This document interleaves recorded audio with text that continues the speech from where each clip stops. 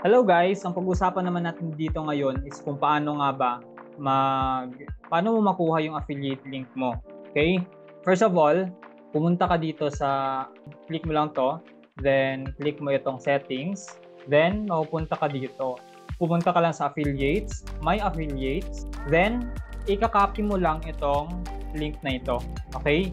Then i-share mo yan sa mga friends mo. Ngayon, sabi ko nga, pag for example, sabihin natin na bumili sila ng membership dito. May membership kasi ito yung membership. Pag bumili sila dyan, automatic, magkakaroon ka ng commission. Okay? Ngayon, since manual ko pa siya ginagawa, sabihin mo sa users mo na gawin mo ganito. Pumunta ka sa affiliates. Saan na ba yung affiliates? Ayun.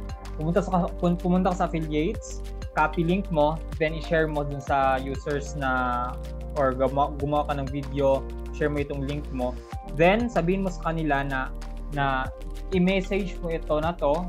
So, for example, i-message mo yung Bowlybot natin, message mo ako. Then, sabihin mo yung username ko para magkaroon ka ng additional points. And yung points na yon, sabi ko nga, pwede kang mapasama sa giveaway, sabi natin monthly, pwede kang mapasama doon. So, yun. And ika-count ko siya na referral mo siya. Okay? Since manual pa lang nga. Okay? So, paano nga ba yung sinasabi kong manual? So, sabihin natin, ganito, upgrade pa ako. Sabihin natin, ito siya. Bibili siya ng package or ng pro plan. Click niyo lang itong upgrade now, continue, then bank transfer.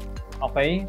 Pag click niya itong bank transfer is manual, ang mangyayari niyan manual, siyang magsisend, for example sa GCash, sabihin natin ito, manual siyang magsisend diyan. Okay? Then manual ko din i-check, then manual ko din ilalagay na, referral to ni ganito. Okay? Para malagay ko 'yun na referral mo, kailangan niyang mag-message mo sa akin or mag-message na siya sa akin, i-message siya sa akin yung username mo. Okay? So, mag-send siya dito ng bank receipt. Okay?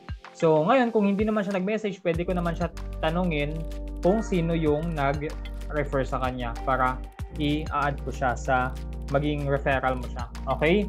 Ngayon, kung automated na lahat, pag clinic niya to, pwede siya magbayad sa PayPal or sa card or kung saan man para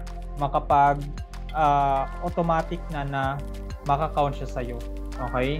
So, yun lang naman. Thank you sa panonood. And gawin mo, promote mo na ngayon para makapag-start na tayo na makapag-promote ng Bowlify. And syempre, makapag-start ka na rin na kumita dito sa Bowlify. Okay. See you next time, guys. Bye-bye.